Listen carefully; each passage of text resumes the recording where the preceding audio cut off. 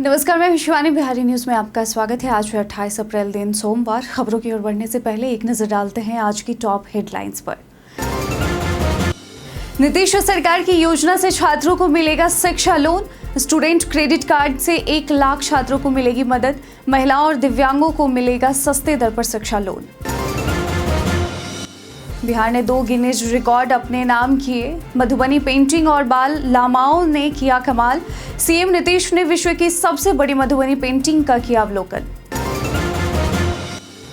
बिहार सरकार खरीदेगी 16 करोड़ की बुलेट प्रूफ गाड़ियां। सीएम नीतीश और राज्यपाल के काफिले के लिए होंगी ये बुलेट प्रूफ गाड़ियां। गृह विभाग ने बुलेट प्रूफ गाड़ियों की खरीद को दी मंजूरी। जहीर ने सोनाक्षी से शादी की खास वजह बताई। जहीर का कहना है सोनाक्षी सोने जैसी हैं। जहीर और सोनाक्षी का मस्ती भरा वीडियो लोग कर रहे हैं पसंद। अब एक पोर्टल से सभी दस्तावेज होंगे अपडेट। यूनिफाइड डिजिटल सिस्टम से दस्तावेज आसानी से होंगे अपडेट। एक ही पोर्टल से नाम, पता, मोबाइल सब होंगे अपडेट। मोटरसाइकिल में क्या होता है सीसी का महत्व और प्रभाव। सीसी बाइक के परफॉर्मेंस और पावर को प्रभावित कर सकता है। मोटरसाइकिल के सीसी से पावर और माइलेज पर पड़ता है असर। आज खेला जाएगा राजस्थान बनाम गुजरात रोमांचक मुकाबला। गुजरात टाइटंस का राजस्थान रॉयल्स पर रहा है दबदबा। गुजरात टाइटंस की जीत का सिलसिला जारी रखने की होगी कोशिश। तो ये थी आज की सुर्खियां। अब नजर डालते हैं उन 25 बड़ी खबरों पर जो आपके लिए जानना है बेहद जरूरी।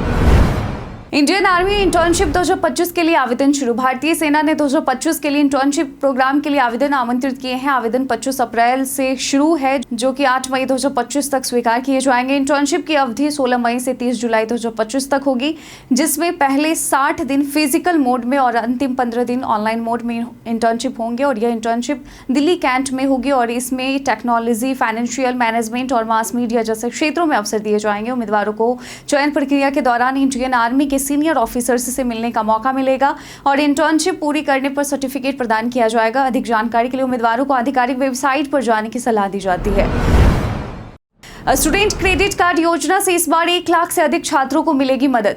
इस साल नीतीश सरकार ने स्टूडेंट क्रेडिट कार्ड योजना के तहत 1,05,456 विद्यार्थियों को शिक्षा ऋण देने का लक्ष्य रखा है। शिक्षा विभाग ने इसके लिए 1,023 करोड़ रुपए का बजट निर्धारित किया है। योजना के तहत 12वीं कक्षा उत्तीर्ण छात्रों को 4 लाख रुपए तक का शिक्षा ऋण 4% ब्याज पर मिलेगा, जबकि महिला, ट्रांसजेंडर और दिव्यांग छात्रों के लिए ब्याज दर 1% होगी। जिलाधिकारी स्तर पर योजना की निगरानी की जाएगी और सभी जिलों को दिशा निर्देश जारी किए गए हैं ताकि ऋण स्वीकृति में कोई अनावश्यक विलंब न हो। वर्तमान में 3,69,162 विद्यार्थियों के लिए 10,920 करोड़ रुपए का ऋण स्वीकृत किया जा चुका है। विद्यार्थियों को जिला निबंधन परामर्श केंद्र से आवेदन करने की सुविधा मिलेगी। उम्मीदवार देखकर 40% वोटर करते हैं मतदान। पटना में हुए सर्वे में चौंकाने वाला खुलासा हुआ है। जिले के 18.7% वोटर मतदान नहीं कर पाते हैं। 41,913 वोटरों पर हुए सर्वे के अनुसार 20.6% लोग ही मतदान को लेकर जागरूक हैं, जबकि शहरी क्षेत्र में जागरूकता की स्थिति और भी कमजोर है। कुल वोटरों की संख्या 50.18 लाख यानी 50,18,000 है। सर्वे में पता चला कि 40.3% वोटर उम्मीदवार को देखकर मतदान करते हैं, जबकि 0.9% लोग अच्छा उम्मीदवार नहीं होने और कुछ भी न बदलने की सोच से मतदान नहीं करते। 0.3% लोग बूथों पर लंबी कतार देखकर मतदान से बचते हैं। मतदान व्यवस्था से 92.2% लोग संतुष्ट दिखे। फिर भी जागरूकता की कमी गंभीर चिंता का विषय बनी हुई है। बिहार ने 2 गिनीज वर्ल्ड रिकॉर्ड अपने नाम किए। बिहार ने 2 गिनीज वर्ल्ड रिकॉर्ड अपने नाम किए हैं। बीते दिन मुख्यमंत्री नीतीश कुमार को दुनिया की सबसे बड़ी मधुबनी पेंटिंग के लिए गिनीज वर्ल्ड रिकॉर्ड का सर्टिफिकेट सौंपा गया। इस पेंटिंग को मिथिला चित्रकला संस्थान सौराठ मधुबनी के 50 कलाकारों ने लगातार 50 घंटे में तैयार किया है। पद्मश्री बहुआ देवी ने इस कार्य में अहम भूमिका निभाई, जिन्हें मुख्यमंत्री ने सम्मानित भी किया। दूसरा रिकॉर्ड बोध गया में 375 बाल लामाओं ने एक साथ सिंगिंग बॉल के साथ धुन और संगीत प्रस्तुत कर बनाया है। अब तक यह रिकॉर्ड 100 बाल लामाओं के नाम था। मुख्यमंत्री ने खेलो इंडिया गेम्स उद्घाटन से पहले पाटलिपुत्र खेल परिसर में तैयारियों और कलाकारों के अभ्यास का भी निरीक्षण किया। बिहारी पर्यटन में आज हम बात करेंगे डच बिल्डिंग के बारे में। पटना की डच बिल्डिंग एक ऐतिहासिक धरोहर है जो डच वास्तुकला की अनूठी मिसाल प्रस्तुत करती है। 17वीं शताब्दी में यह इमारत डच व्यापारियों के लिए एक प्रमुख व्यापार केंद्र थी। वर्तमान में यह पटना कॉलेज के केंद्रीय भवन के रूप में उपयोग में लाई जाती है और कॉलेज परिसर का सबसे पुराना हिस्सा है। गांधी फिल्म के कुछ महत्वपूर्ण दृश्य यहाँ फिल्माए गए थे। पुरातत्व विभाग ने इसे अपनी वास्तुकला के कारण धरोहर के रूप में मान्यता दी है। पटना शहर के प्रमुख आकर्षणों में शामिल यह इमारत देखने के लिए पर्यटकों के लिए एक महत्वपूर्ण स्थल है। आप भी जा सकते हैं। पटना में खेलो इंडिया गेम्स की तैयारी का सीएम ने किया निरीक्षण। खेलो इंडिया यूथ गेम्स 2025 की शुरुआत 4 मई से पटना में होगी, जो पाटलिपुत्र स्पोर्ट्स कॉम्प्लेक्स, राजगीर, गया, भागलपुर और बेगूसराय में आयोजित होंगे। पटना में 6 प्रमुख स्थानों पर मुकाबले होंगे, जिनमें Pataliputra sports complex, BMP 5 indoor hall, Patel sports complex, railway, IS भवन, गंगा पाथवे यानी JP गंगा पथ और साइकिलिंग का आयोजन होगा। पाटलिपुत्र स्पोर्ट्स कॉम्प्लेक्स को अपग्रेड किया जा रहा है, जहां नए VIP लाउंज और बेहतर सुविधाएं बनाई जा रही हैं। मुख्यमंत्री नीतीश कुमार ने आयोजन स्थल का निरीक्षण किया। खेलों की सुरक्षा और व्यवस्थाओं के लिए एक central command and control centre भी स्थापित किया गया है। अब एक ही पोर्टल से सभी दस्तावेज अपडेट हो सकेंगे। केंद्र सरकार एक यूनिफाइड डिजिटल आइडेंटिटी सिस्टम लागू करने की तैयारी में है, जिसके तहत Aadhaar, PAN, voter ID, driving licence जैसे पहचान पत्रों में नाम, पता और मोबाइल नंबर का अपडेट एक साथ किया जा सकेगा। इसके लिए एक पोर्टल तैयार किया जा रहा है, जहां लोग अपने दस्तावेजों में बदलाव के लिए विकल्प चुन सकते हैं। संबंधित दस्तावेज अपलोड करने के बाद 3 वर्किंग डेज में सभी पहचान पत्रों में यह बदलाव ऑटोमेटिक हो जाएगा। साथ ही नया अपडेट पहचान पत्र पाने के लिए पोर्टल पर आवेदन किया जा सकेगा और 7 वर्किंग डेज में यानी 7 वर्किंग डेज में यह डाक से घर पहुंच जाएगा। फिलहाल ट्रायल रन चल रहा है और जल्द ही पोर्टल आम लोगों के लिए उपलब्ध होगा। अनजान नंबरों के मैसेज को आसानी से कर सकते हैं ब्लॉक। अगर आप व्हाट्सएप पर अनजान नंबरों से आने वाले मैसेज से परेशान हैं, तो अब इसका हल आपके व्हाट्सएप में ही है। व्हाट्सएप ने एक नया फीचर लॉन्च किया है, जिसका नाम है ब्लॉक अननोन अकाउंट मैसेजेस। इस फीचर के जरिए आप अनजान नंबरों से आने वाले अनचाहे मैसेज को ब्लॉक कर सकते हैं। इसे इस्तेमाल करने के लिए सबसे पहले व्हाट्सएप ओपन करें और सेटिंग्स में जाएं, फिर प्राइवेसी ऑप्शन पर क्लिक करें और नीचे स्क्रॉल करने पर एडवांस्ड ऑप्शन मिलेगा। यहाँ आपको ब्लॉक अननोन अकाउंट मैसेजेस का फीचर मिलेगा, जिसे ऑन कर दें। इससे उन नंबरों के मैसेज ब्लॉक हो जाएंगे जो बार बार आपको मैसेज भेजते हैं और आप इन अनजान मैसेज से परेशान नहीं होंगे। CBG इकाइयों को मिलेगा प्रोत्साहन राशि और समर्थन। बिहार सरकार ने बायोफ्यूल्स क्षेत्र में आत्मनिर्भरता बढ़ाने के लिए बिहार बायोफ्यूल्स उत्पादन प्रोत्साहन नीति 2023 को लागू किया था। अब इस नीति में संशोधन करते हुए बिहार बायोफ्यूल्स उत्पादन प्रोत्साहन संशोधन नीति 2025 को अधिसूचित किया गया है। इसमें कंप्रेस्ड बायोगैस यानी CBG इकाइयों के लिए सिंगल विंडो क्लियरेंस पोर्टल पर स्टेज 1 क्लियरेंस की अंतिम तिथि 31 मार्च 2027 और वित्तीय स्वीकृति की अंतिम तिथि 31 मार्च 2028 तक बढ़ा दी गई है। निजी कंपनियों एवं OMC को औद्योगिक क्षेत्रों में भूमि लीज पर उपलब्ध कराई जाएगी। इस नीति में पहले आओ पहले पाओ के आधार पर प्रोत्साहन दिया जाएगा, जिससे निवेशकों की रुचि और निवेश की गति बढ़ेगी। बिहार सरकार खरीदेगी 16 करोड़ की बुलेट प्रूफ गाड़ियां। बिहार सरकार नई बुलेट प्रूफ गाड़ियां खरीदने जा रही है। इस योजना पर 15 करोड़ 99 लाख रुपए खर्च किए जाएंगे। गृह विभाग ने इस प्रस्ताव को मंजूरी दे दी है और अब परिवहन विभाग को इसे लागू करने की जिम्मेदारी सौंपी गई है। यह गाड़ियां मुख्यमंत्री नीतीश कुमार और राज्यपाल आरिफ मोहम्मद खान के काफिले में शामिल होंगी और इन गाड़ियों को इस प्रकार से डिजाइन किया जाएगा कि AK-47 की गोलियां और अन्य धमाके भी उन पर असर नहीं डाल सकेंगे। इसके अलावा यह भी कहा गया है कि गैस अटैक जैसी स्थितियों में भी ये गाड़ियां प्रभावी रहेंगी। राज्य में 26,000 टोलों में विशेष जल अभियान। राज्य के 26,843 घरों में नल का जल पहुंचाने के लिए विशेष अभियान चलाने का निर्णय लिया गया है। इस गर्मी में इन टोलों तक नल कनेक्शन देने का लक्ष्य रखा गया। विशेष रूप से अनुसूचित जाति जनजाति वर्ग के टोलों को प्राथमिकता दी जाएगी। लोक स्वास्थ्य अभियंत्रण विभाग द्वारा किए गए सर्वेक्षण में छूटे हुए टोलों की पहचान की गई है, जहां निवासियों को चापाकल या कुएं से पानी मिलता है। विभाग ने इन टोलों तक नल का जल जल्द पहुंचाने की योजना बनाई है। PHED और पंचायती राज विभाग द्वारा क्रमशः 10,719 और 16,124 टोलों के लिए योजनाएं स्वीकृत की गई हैं, जिनमें स्वच्छ पेयजल आपूर्ति सुनिश्चित की जाएगी। आपके क्षेत्र में पानी की व्यवस्था कैसी है नल जल योजना वाली, हमें कमेंट सेक्शन में लिखकर जरूर बताइएगा। जहीर ने सोनाक्षी से शादी की बताई खास वजह। जहीर इकबाल ने सोनाक्षी सिन्हा से शादी करने की वजह खुद एक वीडियो में बताई। यह वीडियो सोनाक्षी ने अपने YouTube चैनल पर शेयर किया, जिसमें जहीर मस्ती करते हुए कहते हैं कि उन्होंने सोनाक्षी से शादी इसलिए की क्योंकि वह सुनहरे रंग की हैं, यानी सोने जैसी। जहीर का कहना था, मैंने तुमसे शादी की क्योंकि तुम सुनहरे रंग की हो, तुम सोना हो, तुम गोल्ड हो। और यह प्यारी बातचीत उनके बीच की खास केमिस्ट्री को दर्शाती है। कपल की शादी 23 जून 2024 को सिविल मैरिज के रूप में हुई थी, जिसमें उनके परिवार और दोस्तों ने हिस्सा लिया था। अब उनकी शादी की पहली सालगिरह के पहले यह खुलासा हुआ है।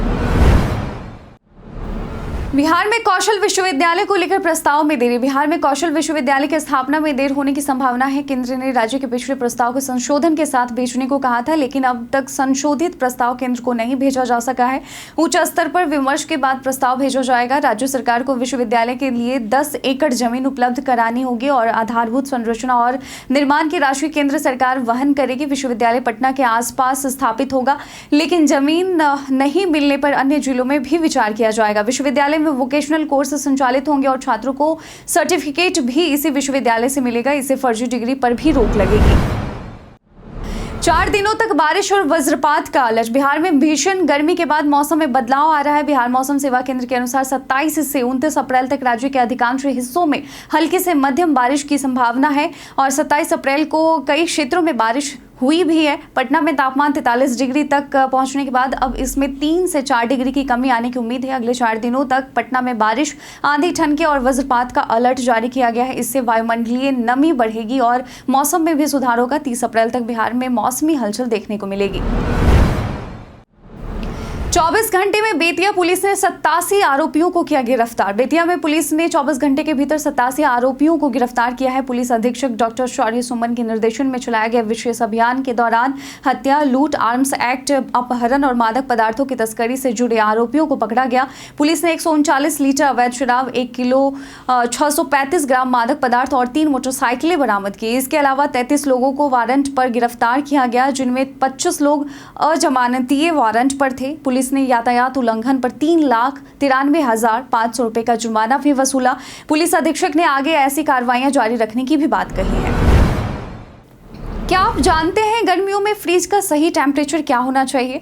गर्मियों में आपके फ्रिज का टेम्परेचर 37 से 40 फ़ारेनहाइट यानी 3 डिग्री सेल्सियस से 5 डिग्री सेल्सियस के बीच होना चाहिए, ताकि उसमें रखी चीज़ें सही तरीके से खराब ना हो और ताजगी बनी रहे। फ्रीज़र का टेम्परेचर 0 फ़ारेनहाइट लगभग -18 डिग्री सेल्सियस होना चाहिए। फ्रिज को रात में या जब आप बाहर जाएं बंद नहीं करना चाहिए, क्योंकि इससे अंदर की चीज़ें खराब हो सकती हैं। इसके अलावा फ्रिज को दीवार से सटाकर नहीं रखना चाहिए, बल्कि ऐसी जगह रखना चाहिए जहां हवा का संचार हो, ताकि उसकी गर्मी बाहर निकल सके और फ्रिज ठीक से काम कर सके। 4 मई को पटना में पीएम मोदी करेंगे खेलो इंडिया का उद्घाटन। प्रधानमंत्री नरेंद्र मोदी 4 मई को पटना आएंगे और खेलो इंडिया यूथ गेम्स 2025 के उद्घाटन समारोह में शामिल होंगे। और यह गेम्स बिहार में पहली बार आयोजित हो रहे हैं, जो 4 मई से 15 मई तक चलेंगे। मुख्यमंत्री नीतीश कुमार ने बीते दिन पाटलिपुत्र खेल परिसर का निरीक्षण किया और तैयारियों का जायजा लिया। उद्घाटन समारोह में विश्व की सबसे बड़ी मधुबनी पेंटिंग और गिनीज वर्ल्ड रिकॉर्ड्स भी प्रदर्शित होंगे। मीडिया रिपोर्ट्स के अनुसार पीएम मोदी 4 मई को पटना आ सकते हैं। इसके बाद उनकी सासाराम या औरंगाबाद में कहीं उनकी रैली कराई जाने की भी संभावना है। महागठबंधन सरकार में ताड़ी व्यवसाय को मिलेगा उद्योग का दर्जा। नेता प्रतिपक्ष तेजस्वी यादव ने कहा कि अगर महागठबंधन की सरकार बनी तो ताड़ी को शराबबंदी कानून से बाहर किया जाएगा और ताड़ी व्यवसाय को उद्योग का दर्जा मिलेगा। उन्होंने रविवार को पटना में आयोजित ताड़ी व्यवसायी महाजुटान कार्यक्रम में यह घोषणा की। तेजस्वी यादव ने बताया कि सरकार में रहते हुए उन्होंने और लालू प्रसाद यादव ने ताड़ी व्यवसाय को शराबबंदी से अलग करने की कोशिश की, लेकिन मुख्यमंत्री की जिद के कारण यह संभव नहीं हो सका। अब महागठबंधन की सरकार बनने पर ताड़ी व्यवसाय से जुड़े मुकदमे वापस लिए जाएंगे, जिससे व्यवसायियों की आर्थिक स्थिति में सुधार होगा। कार्यक्रम में प्रमुख नेता भी मौजूद थे। तेजस्वी यादव पर सम्राट चौधरी का तीखा पलटवार। तेजस्वी यादव के बीजेपी पर आरोप लगाने के बाद सम्राट चौधरी ने कड़ी प्रतिक्रिया दी। सम्राट चौधरी ने कहा कि तेजस्वी यादव के पिता लालू यादव ने बिहार में अराजकता फैलाई थी। उन्होंने आरोप लगाया कि जदयू नेताओं ने भी साफ किया कि बिहार में कौन अपराधी था। सम्राट चौधरी ने यह भी कहा कि हम जाति या धर्म के आधार पर नहीं, बल्कि अपराध के आधार पर कार्रवाई करते हैं। वहीं प्रधानमंत्री नरेंद्र मोदी के मन की बात के बाद दिलीप जायसवाल ने पाकिस्तान जिंदाबाद के नारे लगाने पर तीखी प्रतिक्रिया व्यक्त की। उन्होंने कहा कि ऐसे लोग चुल्लू भर पानी में डूब कर मर जाएं, जो वोट के लिए देशद्रोह को बढ़ावा दे रहे हैं। हिना शहाब ने अपने बेटे को राजनीति में उतारने का किया ऐलान। सिवान के धनौती गांव में आयोजित सम्मान समारोह में हिना शहाब ने बड़ा राजनीतिक बयान दिया। उन्होंने कहा कि उनके बेटे ओसामा शहाब आगामी विधानसभा चुनाव में रघुनाथपुर क्षेत्र से चुनाव लड़ सकते हैं। हिना शहाब ने इस क्षेत्र को अपना पारंपरिक क्षेत्र बताते हुए कहा कि उनका और उनके परिवार का इस इलाके से वर्षों पुराना राजनीतिक और सामाजिक संबंध है। उन्होंने यह भी बताया कि ओसामा राजनीति में सक्रिय भूमिका निभाने के लिए तैयार हैं और जनता की सेवा के लिए समर्पित हैं। इस घोषणा के बाद सिवान में चर्चाओं का दौर शुरू हो गया है और राजनीतिक हलकों में इसे एक महत्वपूर्ण कदम माना जा रहा है। आज खेला जाएगा राजस्थान बनाम गुजरात में रोमांचक मुकाबला। जी हां, इंडियन प्रीमियर लीग यानी आईपीएल 2025 का 47वां मुकाबला राजस्थान रॉयल्स और गुजरात टाइटंस के बीच 28 अप्रैल यानी आज जयपुर के सवाई मानसिंह स्टेडियम में खेला जाएगा। इस सीजन में यह दोनों टीमों के बीच दूसरा मुकाबला है। पिछले मैच में गुजरात ने राजस्थान को 58 रन से हराया था, जिससे राजस्थान की टीम इस बार बदला लेने के लिए मैदान में उतरेगी। दोनों टीमों का हेड टू हेड रिकॉर्ड दिखाता है कि कुल 7 मुकाबलों में से गुजरात टाइटंस ने 6 बार जीत हासिल की है, जबकि राजस्थान रॉयल्स को केवल एक बार सफलता मिली है और इस आंकड़े से गुजरात का पलड़ा भारी नजर आता है। मुकाबला शाम 7:30 बजे जयपुर में होना है। भारत के इतिहास में आज की तारीख कई कारणों से है दर्ज। 2001 में आज के दिन पहला अंतरिक्ष सैलानी टेनिस टीटो अंतरिक्ष स्टेशन के लिए रवाना हुआ। 2008 में भारतीय अंतरिक्ष अनुसंधान संगठन इसरो ने PSLV C9 के साथ 10 सैटेलाइट एक साथ छोड़कर एक नया इतिहास रचा। 1981 में अनुप्रिया पटेल भारत की 17वीं लोकसभा की सांसद व नरेंद्र मोदी सरकार की सबसे युवा मंत्री हैं। उनका जन्म हुआ। 1791 में हरि सिंह नलवा महाराजा रणजीत सिंह के सेनाध्यक्ष थे, उनका जन्म हुआ था। 2022 में सलीम गौस का निधन हुआ था। 1740 में बाजीराव प्रथम मराठा साम्राज्य के महान सेनानायक का निधन हुआ था और उसी दिन मस्तानी बाजीराव प्रथम की दूसरी पत्नी थी, उनका भी निधन हुआ था। पेशवा की चिता पर सती हो गई थी मस्तानी। मोटरसाइकिल में सीसी क्या है और क्या है इसका महत्व और प्रभाव। मोटरसाइकिल की क्यूबिक कैपेसिटी यानी सीसी इंजन के चैम्बर की कुल क्षमता को दर्शाती है, जो इंजन के पावर आउटपुट को निर्धारित करती है। सीसी जितनी अधिक होगी उतनी ही अधिक हवा और ईंधन का मिश्रण कंप्रेस होगा, जिससे अधिक पावर उत्पन्न होती है। बाइक के सीसी का महत्व इसके परफॉर्मेंस पर होता है। उच्च सीसी बाइक अधिक पावर, स्पीड और टॉर्क प्रदान करती है, लेकिन फ्यूल की खपत भी बढ़ जाती है। कम सीसी बाइक बेहतर माइलेज देती है और शहर की यात्रा के लिए आदर्श होती है, जबकि उच्च CC bike power packed riding और एडवेंचर के लिए उपयुक्त होती है। बिलावल भुट्टो की बातचीत की अपील को भारत ने नकारा। पहलगाम आतंकी हमले के बाद भारत ने पाकिस्तान के खिलाफ कड़े कदम उठाए, जिससे पाकिस्तान की हेकड़ी निकल गई है। भारत ने सिंधु जल संधि को निलंबित कर दिया, पाकिस्तान के नागरिकों के वीजा रद्द कर दिए और अटारी बॉर्डर बंद कर दिया। इसके बाद पाकिस्तान बैकफुट पर आ गया और बातचीत के लिए गिड़गिड़ाने लगा है। पाकिस्तान पीपल्स पार्टी के अध्यक्ष बिलावल भुट्टो जरदारी ने भारत से बातचीत का आग्रह किया, हालांकि भारत ने इसे नकार दिया। उन्होंने भारत द्वारा पानी रोकने पर कहा कि सिंधु हमारी है और हमारी ही रहेगी, जिसे भारत ने सख्ती से नकारा और पाकिस्तान को आतंकवाद फैलाने वाला देश बताया। बिहार में विलुप्त होने के कगार पर हैं ऊंट। बिहार में ऊंट विलुप्त होने के कगार पर हैं। 2012 की तुलना में ऊंटों की संख्या 99% घटकर 88 रह गई है। घोड़े, गधे और खच्चर की संख्या में भारी गिरावट दर्ज की गई है। गधे 47%, घोड़े 34% और खच्चर 94% कम हुए हैं। कुत्ता पालने का शौक भी घटा है। 2012 में राज्य में 1,45,690 कुत्ते थे, जो 2019 में घटकर 1,08,381 रह गए। भेड़ों, सुअरों और हाथियों की संख्या में भी कमी आई है। हालांकि गाय, भैंस और बकरी पालन में हल्की वृद्धि देखी गई है। पशु चिकित्सकों की कमी के कारण पशुओं के इलाज पर भी असर पड़ा है, जिससे पशुपालन को नई चुनौतियों का सामना करना पड़ रहा है। हम प्रतिदिन आपसे 5 ऐसे जरूरी सवाल और उसके जवाब पूछते हैं, जो कि बीपीएससी, बिहार पुलिस दारोगा समेत एसएससी जैसे अन्य प्रतियोगी परीक्षाओं में काम आएंगे। सवाल इतिहास, बिहार स्पेशल, विज्ञान, करंट अफेयर्स और भूगोल से होते हैं। पूछे गए 5 सवाल में आपने कितना सही उत्तर दिया है, यह हमें कमेंट सेक्शन में लिखकर जरूर बताएं। आज का हमारा पहला सवाल है, प्रथम तिब्बती सम्राट कौन था। Option A Lha, option B Tridu Songtsen, option C Mangsong Mangtsen, option D Songtsen Gampo. इसका सही उत्तर है ऑप्शन डी सोंगत्सेन गंपो। आज का दूसरा सवाल है, निम्नलिखित में से किस ग्रंथ में हृदय सूत्र और डायमंड सूत्र शामिल हैं। Option A Vimalakirti Nirdesha, option B Sudharma Pundarika, option C Sukhavati Vyuha, option D Prajna Paramita. इसका सही उत्तर है ऑप्शन डी प्रज्ञा पारमिता। आज का तीसरा सवाल है, मोकामा टाल किस राज्य में स्थित है। Option A Uttar Pradesh, option B Haryana, option C Sikkim, option D Bihar. इसका सही उत्तर है ऑप्शन डी बिहार। आज का चौथा सवाल है, नमो ड्रोन दीदी योजना जिसे हाल ही में सरकार द्वारा मंजूरी दी गई, किस समूह को ड्रोन प्रदान करने का लक्ष्य रखती है? ऑप्शन ए महिला स्वयं सहायता समूह, ऑप्शन बी पूर्वोत्तर भारत के कृषि सहकारी, ऑप्शन सी शैक्षणिक संस्थान, ऑप्शन डी युवा संगठन। इसका सही उत्तर है ऑप्शन ए महिला स्वयं सहायता समूह। आज का पांचवा और आखिरी सवाल है, हाल ही में भारत के विदेश मंत्री ने ऑस्ट्रेलिया के किस शहर में भारत के नए कॉन्सुलेट जनरल का उद्घाटन किया? Option A Brisbane, option B Melbourne, option C Perth, option D Sydney. इसका सही उत्तर है ऑप्शन ए ब्रिस्बेन। बीते दिन हमारे द्वारा पूछे गए सवाल का आप लोगों में से बहुत लोगों ने अपना जवाब हमें कमेंट सेक्शन में लिखकर दिया था। जिन्होंने पूछे गए सवाल का जवाब दिया उनके नाम हैं अर्जुन राम, रंजीत मिश्रा, मोहम्मद शाकिर हुसैन, मोतीलाल कुमार, संजीत कुमार, संपत कुमार राय, रंजीत मिश्रा, रूबी कुमारी, सुभाष चंद्र गोस्वामी, अनिल राय, भरत प्रसाद, अतीक खान, सूरज कुमार, रवि कुमार, अनु आदर्श और ज्योति कुमारी और रवि मोहन वर्मा। इसके साथ ही बढ़ते हैं आज के सवाल की ओर। आज का सवाल है कि क्या आपको लगता है कि सरकार द्वारा खेलों को बढ़ावा देने से बच्चों का समग्र विकास होगा? इस पर आपका क्या कहना है? आप अपना जवाब हमें कमेंट सेक्शन में लिखकर जरूर बताइएगा। आज के बुलेटिन में बस इतना ही। बिहार की तमाम खबरों के साथ बने रहने के लिए देखते रहें बिहारी न्यूज़। और साथ ही अगर आप यूट्यूब चैनल पर देख रहे हैं तो चैनल को सब्सक्राइब कर लें। अगर आप फेसबुक पेज पर देख रहे हैं तो लाइक और फॉलो करना ना भूलें। धन्यवाद।